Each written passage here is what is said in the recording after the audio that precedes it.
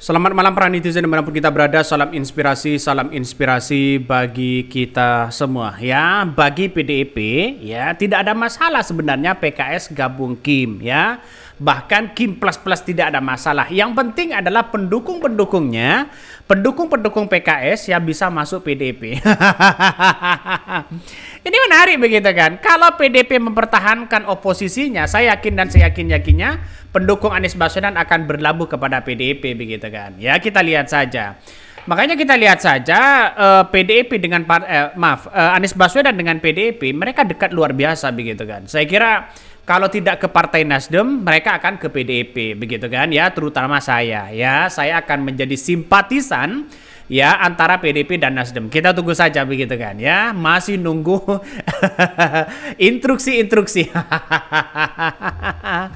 Jadi artinya apa? Artinya saya menganggap bahwa apa yang kemudian dilakukan oleh pendukung-pendukung Anies Baswedan, kalau ini benar-benar PDIP akan menjadi pertahanan, menjadi oposisi yang kuat, bukan tidak mungkin ya pendukung-pendukung Anies Baswedan itu mendukung atau beralih dukungan kepada PDIP. Karena PDIP selama ini mencoba ditinggal sendirian di situ begitu kan. Sehingga apa yang terjadi? Maka simpati rakyat, maka PDIP akan tetap akan mengkritik habis-habisan di situ begitu. Ini Hasto tak masalah PKS gabung kepada Kim, pendukungnya bisa masuk PDIP. Ini menarik sekali begitu kan ya. Ini menarik. Mari kita baca ini. Pak Hasto memang kadang-kadang seperti itu. Kalian masih bagian dari rezim ya. Kalian yang pertama memuluskan jalan politik dinasti dengan mengusung Gibran di Solo. Cuma gara-gara Jokowi ngerjain kalian, terus orang-orang bisa lupa dengan dosa-dosa kalian. Miris ya randomnya, seperti berharap pendukung PDIP pindah PKS ya. Mimpi mas, ngomong-ngomong di mana Harun Masiku? Ini komentar dari netizen ya. Semoga rakyat nggak lupa siapa yang angkat si Pinocchio berkuasa. Bagaimana sikap PDIP saat dia berkuasa? Ini komentar-komentar dari netizen ya. Satu hal yang patut dikagumi oleh Hasto adalah sejak dahulu sampai sekarang Hasto selalu ya di PDIP, nggak pernah pindah. Beda dengan ya yang lain yang selalu mencolok ya sana sini demi kepentingan pribadi. Ini komentar-komentar dari netizen ya.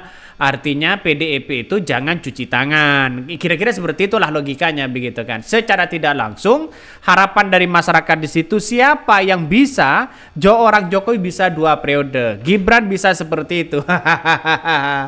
Padahal keluarga Jokowi kan seharusnya berterima kasih kepada PDIP dibesarkan oleh PDIP di situ begitu kan. Seperti Gibran dan sebagainya. Tapi ya kita lihat saja yang namanya politik tidak kenal lawan begitu kan. Sekarang boleh aja menjadi lawan, besok akan menjadi kawan. Begitu pula sebaliknya, sekarang menjadi kawan, besok akan menjadi lawan. Dan inilah politik begitu kan. Ya, jangan terlalu fanatik terhadap politik yang ada saat ini, apalagi pendukung-pendukung partai begitu kan. Saya melihat bahwa apa yang kemudian dilakukan oleh PDIP hari ini ya membuat perlawanan yang begitu kuat terhadap seorang Jokowi. Tapi untungnya Jokowi ini masih menjadi seorang presiden, semuanya bisa dipreteli sana sini begitu kan. Sehingga ya PDIP tidak bisa berkutik dan itulah yang kita lihat. Tapi kalau toh pada hakikatnya setelah Jokowi lengser, bukan tidak mungkin kekuatan dari PDIP sangat luar biasa.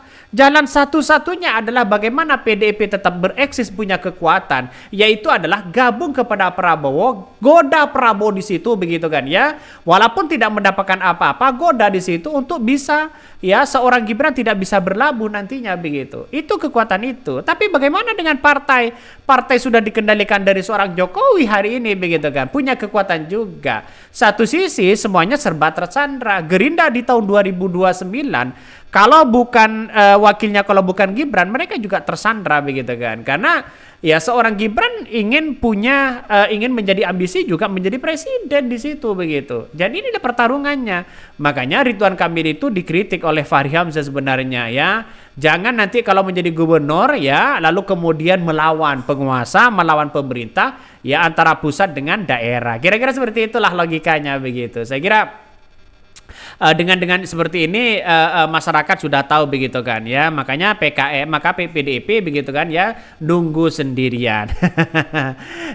Ini bagaimana lagi di situ begitu kan, makanya dengan adanya seperti ini PDIP ditinggal sendirian di situ begitu ya, mau bagaimana lagi, kita tunggu saja begitu. Nampaknya orang baik ya untuk memimpin bangsa kita nampaknya tidak laku hari ini begitu kan ya. Yang paling laku itu adalah penjilat-penjilat itu begitu. Hasto tak masalah PKS gabung kepada Kim, pendukungnya bisa masuk PDIP. Mari kita baca ya. Partai Keadilan Sejahtera PKS yang memberi sinyal bergabung ke Koalisi Indonesia Maju atau Kim Plus di Pilkada Jakarta. Kim Plus disebut-sebut bisa mengusung pasangan calon gubernur dan wakil gubernur Ridwan Kamil Suswono.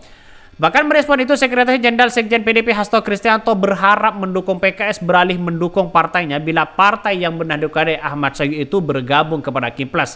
Bahkan Hasto memastikan ya PDIP tak membiarkan pasangan Ridwan Kamil Suswono melawan kotak kosong di Pilkada Jakarta. Di sisi lain dia menyinggung aksi pencatutan KTP warga Jakarta untuk ya bakal calon gubernur dan bakal calon wakil gubernur DKI Jakarta jalur independen.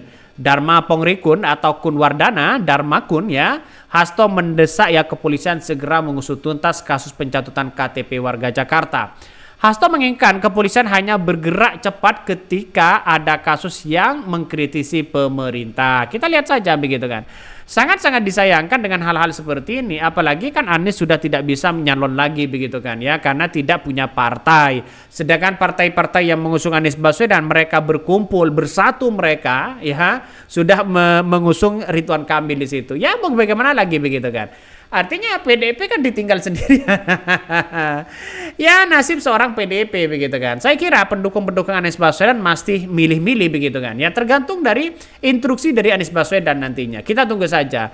Nampaknya ya seperti Partai Nasdem begitu kan. Partai Nasdem secara etika politik sangat baik. Pak Surya Paloh memanggil Anies Baswedan. Mereka dipanggil begitu kan ya untuk bagaimana kemungkinan yang terjadi bahwa Nasdem tidak akan mendukung Anies Baswedan lagi, dan itu disampaikan secara terang-terangan begitu kan di depan Anies Baswedan.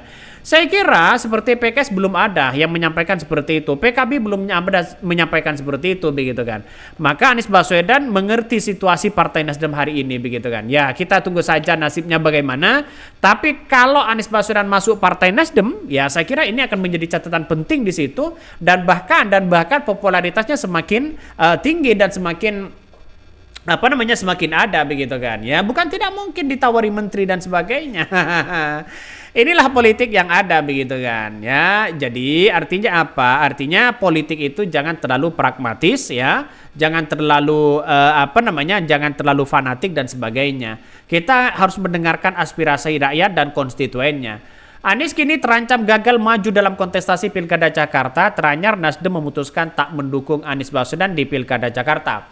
Hal itu disampaikan ya langsung oleh Ketua Umum Nasdem Surya Paloh saat menyambangi kediaman Presiden terpilih Prabowo Subianto di Jalan Kartanegara.